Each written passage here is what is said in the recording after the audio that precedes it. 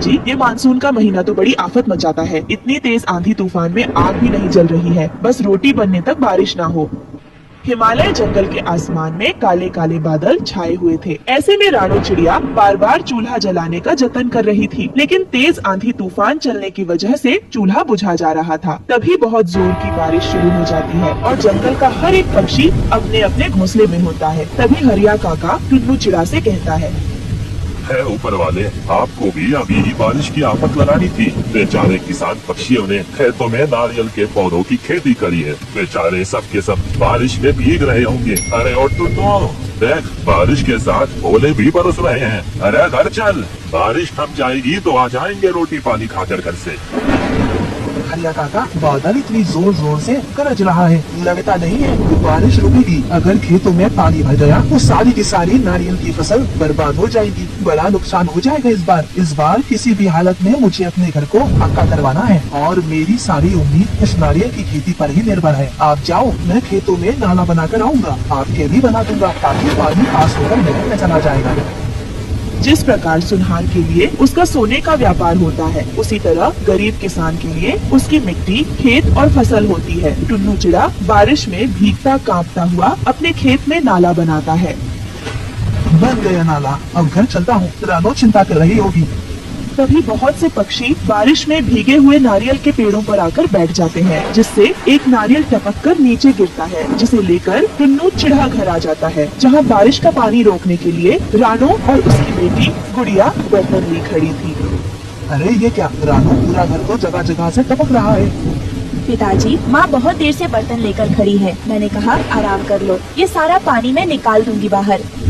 उसकी ये बात सुनकर टुन्नू चिड़ा मायूस हो गया। मेरी सयानी सी बिटिया, रुक जाओ, मैं छत पर ये बड़ी वाली पन्नी डाल देता हूँ, फिर छत नहीं टपकेगी। लेकिन संभलकर जी छत एकदम कच्ची हो गई है। थोड़ी देर में बारिश का पानी ठहर जाता है। तभी नारियल को देखकर गुड़िया उसे खाने की जिद करती है। पापा, आप ये नारियल मेरे लिए लाए हैं ना? मुझको भूख लगी है, मैं खा लूँ। नहीं गुड़िया बेटी, यह खेत की पहली फसल है, इसको भगवान जी को चढ़ाएंगे। बारिश में भीगते हुए टुन्नू मंदिर में ले जाकर नारियल चढ़ा देता है, मगर वो रात जंगल के हर एक पक्षी को भूखे रहकर काटनी पड़ती है। सुबह होते ही सूरज की किरण फूटने के साथ सभी किसान अपनी गाय बैलों को लेकर खेत पर चल देते हैं, मगर अभी भी आसमान बरसाती काली घटाओं से घिरा पड़ा था। हे भगवान, इस आटे में तो केवल 3 रोटी बनी है। गुड़िया बिटिया, ये एक रोटी तू खा ले और एक पिताजी के लिए बचा देना, और एक रोटी मैं बबली काकी को दे आती हूँ। रानो बबली कबूतरी के घोंसले में आती है, जहाँ एक खाट पर वो पड़ी हुई थी। अरे रानो बेटा, कल रात तू खाना लेकर नहीं आई, मैंने तेरी बड़ी राह देखी, फिर मैंने सोचा बारिश के चलते तू नहीं आ पाई होगी। सारी उम्र बीत गई इस घास फूस के घर में रहकर और आधा पेट खाकर, ना जाने हमारे जंगल के भाग्य कब बदलेंगे। ईश्वर ने चाहा तो बहुत जल्द बदल जाएगा। काकी, इस बार तो गांव के सारे किसानों ने अपने खेत में नारियल उगाए हैं। मगर क्या फायदा इतना खून पसीना बहाकर, बेचारे गरीब किसान फसल उगाते हैं और मुखिया जबरन खरीद लेता है, मेहनत का वाजिब दाम भी नहीं देता। ला, तू रोटी खिला दे। ऐसे ही दिन बीत रहे थे। सभी किसानों की नारियल की खेती तैयार हो जाती है। सबके पेड़ में बड़े बड़े नारियल उगते हैं। तभी मुखिया कालू सेठ वहाँ आता है। अरे क्या बात है, इस बार तो खूब अच्छे नारियल हुए हैं तुम्हारे खेत में। इन्हें लेकर मेरी हवेली पर आ जाना और दाम ले जाना। तभी बूढ़े हरिया काका ने कहा, नहीं मुखिया जी, इस बार हम अपने नारियल शहर के बाजारों में बेचेंगे, आपको नहीं बेचेंगे। हाँ मुखिया जी, आपको अपनी फसल बेचकर हमें कोई मुनाफा नहीं होता और अपने परिवार के लिए हमको पक्के घर बनवाने हैं। यह सुनकर मुखिया कालू सेठ खेत में से खिसियाकर चला जाता है और अपने आदमियों से कहता है, ओए सुन, आज बांध का सारा पानी इनके खेत में छोड़ देना। मैंने इनके नारियल के खेतों का नाश नहीं माना तो मेरा नाम कालू सेठ नहीं। सभी किसान ने अपने फसल की पहली उपज का नारियल मंदिर में चढ़ाते हैं। उसी रात मुखिया का आदमी पूरे बांध का पानी बहा देता है और ऐसे में बारिश का कहर भी पूरे गांव पर टूट पड़ता है। उस दिन लाडू चिड़िया का लगन भी था और वो आंधी तूफान कई घरों को तबाह कर देता है। अरे पक्षियों, भागो यहाँ से, पूरा जंगल बाढ़ की चपेट में आ गया है। फिर सब जगह अफरा तफरी मच जाती है। सब पक्षी अपने घरों से उड़ते हुए मंदिर में इकट्ठा हो जाते हैं। सब कुछ तबाह हो चुका था। सब सामान बारिश में बह रहे थे। कई दिन बगैर खाए पिए बीत जाते हैं, लेकिन बारिश बंद नहीं होती।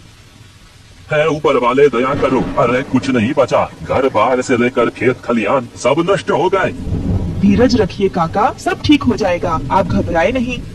यह सुनकर गरीबी से हारा हुआ बूढ़ा हरिया तोता बिलखते हुए बोला, अरे ऊपर वाला होता तो ये तबाही आती क्या। रानो बेटा, हम गरीबों के लिए कोई चमत्कार नहीं होने वाला, हमें तो अपनी हड्डियां गलाकर कमाना खाना है। अरे कभी ये मुखिया हमारा हक नोच नोच कर खाते हैं, तो कभी ऊपर वाला हम किसानों को बारिश की मार मारता है। कई दिनों तक बारिश के कहर में भूखे रहने की वजह से सबके चेहरे एकदम मुरझा से गए थे। तभी भूख से तड़पती हुए गुड़िया ने कहा, पिताजी, मुझे बहुत जोरों की भूख लगी है, खाना चाहिए, पेट में दर्द हो रहा है, 3 दिन से कुछ नहीं खाया। बिटिया सब्र कर, क्योंकि अभी अन्न का एक दाना भी नहीं बचा हमारे पास, पूरा गांव तबाह हो चुका है। धीरे धीरे करके सबकी आशा टूट रही थी। कई दिन इसी तरह बीत जाते हैं, मानो भगवान हिमालय के जंगल में रहने वाले पक्षियों की परीक्षा ले रहे थे। सब हाथ जोड़े आंसू बहा बहा कर बारिश के थमने की विनती कर रहे थे। तभी 1 सप्ताह के बाद बारिश थमने लगती है और पानी का भाव कम होने लगता है, लेकिन पूरा का पूरा जंगल तहस नहस हो चुका था। सब हिम्मत हार जाते हैं। अरे सब मिट्टी हो गया, देखो पक्षियों, हमारे घर ढह गए, एक एक सामान जोड़ा था वो भी नहीं बचा है। ऊपर वाले, क्यों हम गरीबों पर बारिश करके हमारी परीक्षा ले रहे हो? अब बस करो, कोई चमत्कार कर दो। तभी रानो चिड़िया को नारियल देखकर उससे घर बनाने का उपाय आता है। टुन्नू जी, वो देखिए नारियल, क्यों न हम उन नारियल से अपना घर बनाए, इससे हम सब पक्षी इस बारिश से जरूर बच पाएंगे। भगवान ने हमें रास्ता दिखा दिया है। लेकिन रानो, भला नारियल का घर कैसे बना सकते हैं? वो तो टिकेगा ही नहीं। काश टुन्नू जी, कोई चमत्कार हो जाए जहाँ हम गरीब पक्षी चैन सुकून से रह पाते। दुख के मन से जैसे ही पक्षियों ने यह कहा, तभी सभी नारियल के पेड़ जैसे सूरज की सुनहरी किरणों जैसे चमक उठे और देखते ही देखते वहाँ पर बड़े बड़े नारियल के घर बन गए। अरे ये क्या, ये तो नारियल के घर है, वो भी कितने मजबूत हैं। कहीं मैं कोई सपना तो नहीं देख रही। तभी उस जादुई नारियल के घर में से आवाज आती है, आज से ये जादुई नारियल का घर तुम सबका है, यह तुम्हारे परिश्रम का फल है।